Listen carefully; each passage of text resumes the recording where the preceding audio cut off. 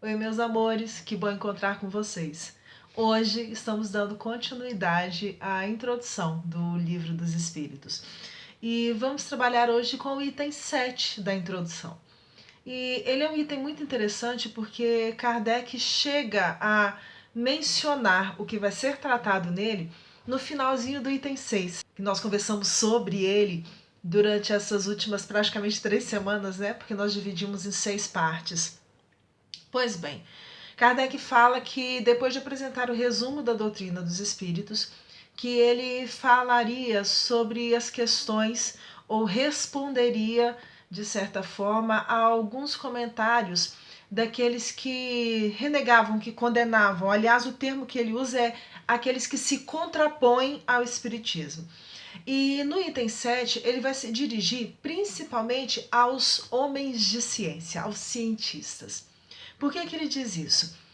É necessário que a gente se recorde que na época em que Kardec veio, foi uma época, e o século XIX ele tem muito essa característica, né, onde o desenvolvimento das ciências atingiu um nível que antes nunca tinha sido visto, pelo menos não de forma que ficasse registrado na história para a gente ter certeza de que as coisas aconteceram daquela forma. E por que a gente está dizendo isso? Porque de vez em quando um ou outro estudioso vem chamar atenção para as maravilhas que foram desenvolvidas lá na antiguidade, entre os egípcios, entre outros povos, mas isso não ficou registrado para a gente. E isso significa que, por mais que eles tenham feito coisas grandiosas, como a gente sabe que eles fizeram, os caminhos para se chegar nessas coisas, ou vamos dizer assim, os métodos para se alcançar os mesmos resultados, não ficaram registrados. Então são conhecimentos que se perderam. Acontece que quando os espíritos começam a se manifestar, quando Kardec começa a investigar metodicamente, metodologicamente, o que significa isso? Com um método científico, buscando respostas, buscando comprovações, buscando uma relação de que a gente chama de regularidade. O que é essa relação de regularidade? É uma forma de perceber que os fenômenos podem acontecer de formas semelhantes em função de determinadas características. Por exemplo, como é que eu vou lidar com isso com relação, por exemplo, à mediunidade? Quando eu vou descobrindo que para que mediunidade, para que fenômeno mediúnico aconteça, é necessário que eu tenha pessoas com características muito peculiares que permitem que esses espíritos se comuniquem e se manifestem através delas. Quando Kardec escreveu a doutrina dos espíritos, quando ele organizou, melhor falando, né, a doutrina dos espíritos, ele não foi simplesmente do tipo assim, ouvi uma coisa daqui, estou anotando, ouvi outra coisa de lá, estou anotando. Não.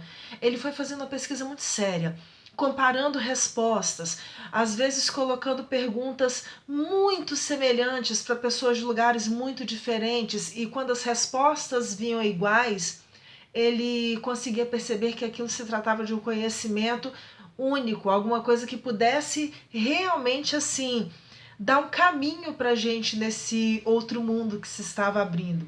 Que outro mundo é esse, Rogério? O mundo dos espíritos. Como é que a gente sabe hoje das notícias, por exemplo, de que existem cidades no mundo espiritual? Porque vários espíritos em lugares diferentes vieram trazendo essas informações, porque quando a gente compara com características que são comuns aos homens, aos espíritos encarnados, nós percebemos possibilidades de ação semelhantes e assim a gente vai construindo o conhecimento. O problema é que na época de Kardec, pessoas, cientistas, que nunca tinham estudado nada sobre espiritismo, nunca tiveram nem mesmo a curiosidade de saber do que se tratava aquilo, começaram logo de cara a condenar aqueles fenômenos, a dizer que aquilo lá era fraude, que aquilo não era possível. Realmente, às vezes acontecem fraudes, acontecem coisas que são feitas para enganar as pessoas, mas tem muita coisa séria aí por trás. Só que colocavam tudo dentro do mesmo caldeirão, dentro do mesmo pacote. Não, isso tudo aí é misticismo, é bagunça, não tem nada a ver, e deixavam isso para lá. E nesse item 7, Kardec vai falar algumas questões para esses homens de ciência. O que ele vai dizer, por exemplo? Que se ele tivesse uma dúvida ou precisasse resolver algum problema de química, ele chamaria um químico para resolver aquilo. Se fosse uma questão de matemática que precisasse ser desvendada, que ele conversaria com o matemático. Mas que ele não vai chamar, por exemplo, e não vai entender como sendo correto, convidar um engenheiro para fazer um trabalho de anatomia, porque ele não domina essa área de conhecimento. Então, no item 7, Kardec vai chamar nossa atenção para o fato de que conhecimentos novos precisam de estudos novos. Não que ele estivesse tirando ou desrespeitando aqueles homens tão importantes da sua época, mas eles não dominavam aqueles conhecimentos todos que Kardec estava quase que garimpando através de anos e anos de pesquisa para organizar esse conhecimento que a gente tem pronto hoje na nossa mão. Então, se a gente não conhece, vamos tentar descobrir um pouquinho melhor daquilo que se trata. Kardec vai lembrar que quando Benjamin Franklin foi apresentar as primeiras pesquisas em torno, por exemplo, do para-raio, as pessoas riram dele. Hoje a gente tem energia elétrica. Ele comenta que quando lá na França os inventores foram falar sobre a energia a vapor para trabalhar nos navios, as pessoas riram e falaram que aquilo era absurdo. E olha que eram pessoas que tinham conhecimento daqueles assuntos, mas que não acreditavam naquela possibilidade. E por causa dessas questões que vão acontecer com frequência na história da humanidade, Kardec faz um convite para que nós aprendamos a usar do nosso bom senso. Ou seja, vamos deixar a lógica trabalhar um pouquinho, vamos lidar com cuidado naquilo que nos é apresentado. Se é alguma coisa que eu nunca ouvi falar, tudo bem, nunca ouvi falar, mas também não vou falar que é errado logo de cara. Vamos estudar, vamos procurar saber, vamos nos informar sobre aquele assunto. O que Kardec vai sugerir é isso. Porque muitas pessoas dizem assim, não, porque a minha razão fala que isso tudo aí está errado. Peraí, a gente não pode errar nunca? Não tem exemplo nenhum na história da humanidade em que coisas aconteceram de forma equivocada?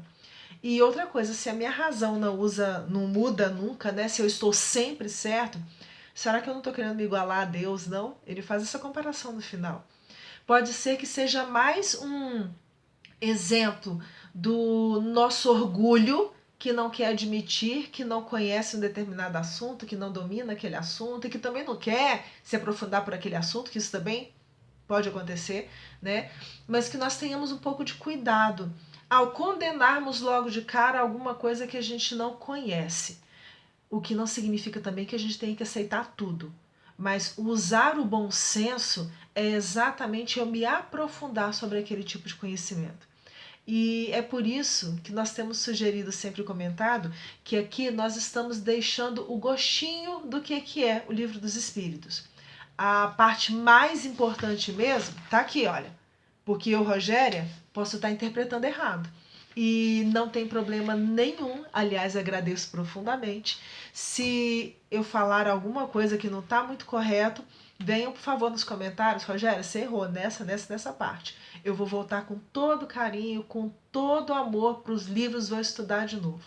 É muito importante que a gente construa esse tipo de relação com os nossos estudos. Não ficar só com a fala de um ou de outro, ainda mais hoje, nesse período onde a internet abre para a gente um mundo de informação.